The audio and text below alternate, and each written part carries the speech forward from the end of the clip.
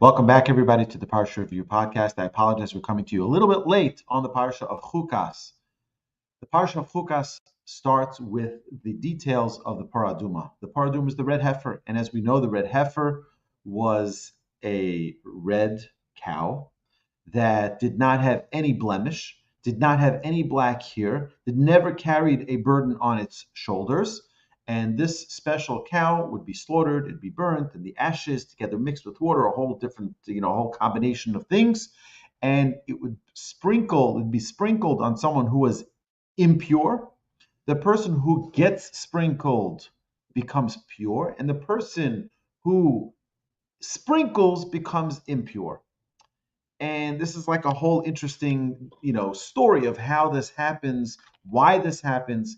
The metaher becomes tame, and the one who's tame becomes tahor. The person who is doing this whole procedure and helping the person who was impure becomes the person who's impure becomes pure, and the person who makes the impure pure becomes impure. So what's really going on here, and how does this really relate to us? So we know there's a principle that we know in the Torah, and in the Talmud, and in the Mishnah, and in the Midrash, and in Kabbalah, that everything that's written in the Torah is practical and relevant today as it was the day it was given to us at Mount Sinai. Now today we don't have a red heifer. We also know that King Solomon told us that he wanted to understand the wisdom of the red heifer and didn't know what it meant. He didn't know the secrets behind it. And he said, it's as if I don't have any wisdom whatsoever. Why? Because if someone's missing an area of Torah, then they're missing an entire, it's like having a big, beautiful puzzle, but you're missing one piece. Puzzle's not complete. And King Solomon felt that by not completely understanding or not having any idea, as the Torah tells us, it's zos chukas haTorah. It's an ordinance. It's a rule or a law that's given by God without giving a reason for it. Some reasons are logical. Some mitzvahs are logical. Some mitzvahs are not logical, and we don't know the reasons behind it. God hides that reasoning from us.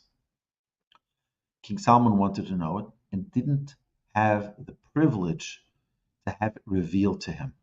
Nobody knows the reason for this mitzvah. But what can we learn from it? It wouldn't be in the Torah for us to not learn anything from it. Our sages tell us a very, very important fundamental principle, is that what happens when someone is impure? They're lacking something. So what are they lacking? They're lacking. Taking the next step is when they become pure. They were impure, they were lacking the purity. Now they take the next step, they become impure. But why does the person who was pure become impure? Because sometimes people fall to the casualty of feeling like everything is fine, I'm complacent, everything is good, I'm pure, I'm good, I'm doing the right thing, I'm following the will of Hashem. But that is also a terrible tragedy when someone feels stagnant, when someone feels that I'm good, I'm content with my place. The most important, most fundamental teaching of the Torah is that we can never stagnate. We can't be the same old. The way it was, it's like I've said this many times in our classes at the Torch Center, that the way in which we have our Pesach Seders shouldn't be a copy of what we did when we were 6 years old. Now we're 10 years old, or 20 years old, or 30 years old, or 80 years old. It should be new. It should be different. We should learn more. We should engage more. We should do more research. We should have a broader understanding. We shouldn't just rely on it was always good, it's fine. We shouldn't stagnate. You know when you wouldn't stagnate? In your business. In someone's business, they wouldn't say, well, it's okay, I make enough money. No. Everyone wants to make more money. They want to do another deal. They want to do another transaction. People are always driving for more. But when it comes to spirituality, sometimes we're okay just being the way we are.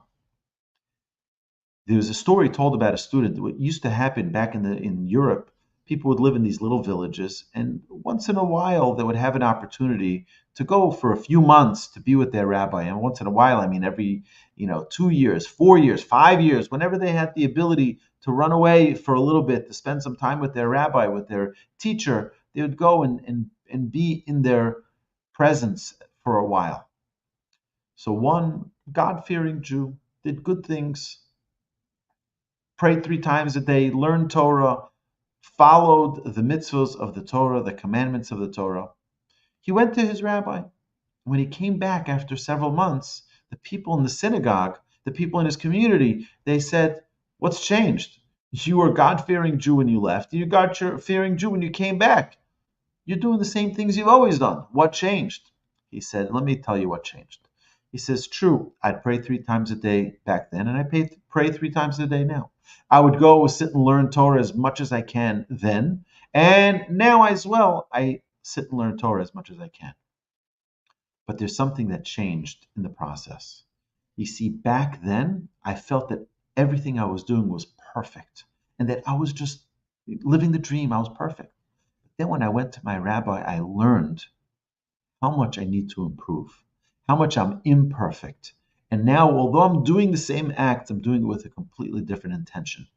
We need to learn to take a step further. We need to realize our flaws. Now, that does not mean that we should be down. That does not mean that we should be depressed. That does not mean that we're like, "Oh, look at me, I'm so far. God doesn't want to hear my prayers. God doesn't want to know about me, right? Me little low life. God doesn't want to hear from me." No, that's not true. God loves each and every one of us. God desires a closeness to each and every one of us. And God appreciates each step that we take every single day. We have to appreciate our level, but always strive to do more. I always say this. It's not a joke. I mean this when I say this. There is no such thing as an Orthodox Jew. There's no such thing as a Reform Jew or a conservative Jew or a Reconstructionist Jew. There's no such thing. Those are just, comfort labels that people like to put on things. That's where I pay my membership dues. That's nonsense. There are 2 types of Jews. There are stagnant Jews and there are growing Jews. And what this portion is teaching us from the red heifer is that we always need to be investing in our growth. Never suffice with same good old me. It's just me. I'm steady Yeti. This is me. No, we have to change. We have to grow and take another step and take another step and take another step. One little step. My grandfather would always say that in the Mir Yeshiva, they used to have a slogan that they would say, "You didn't come here to be better. You came here to change." That's what we need to do, is make a change in our life. Don't think like, "Oh, I'm going to be so much better." Change something in your life. Nicht anders werden, besser werden. Right? Nicht besser werden, anders werden. Don't be better. Change. Change. That's what we learn from the red heifer. My dear friends, Hashem should bless us all, that we should all merit to be in the camp of people who are not stagnant, but rather the people who are growing. And in every one of those categories that we mentioned previously, there are people who are growing and people who are aspiring every day to change their lives. And unfortunately, there are people in every one of those categories who are stagnant. It's just the same old. I vote one way because my parents did and my grandparents did. I do this because my parents did and my grandparents did. But why? Let's ask those questions. Let's make those changes. Let's transform who we are and make the changes necessary to take our growth one more step. My dear friends, have an amazing week. Have an amazing Shabbos.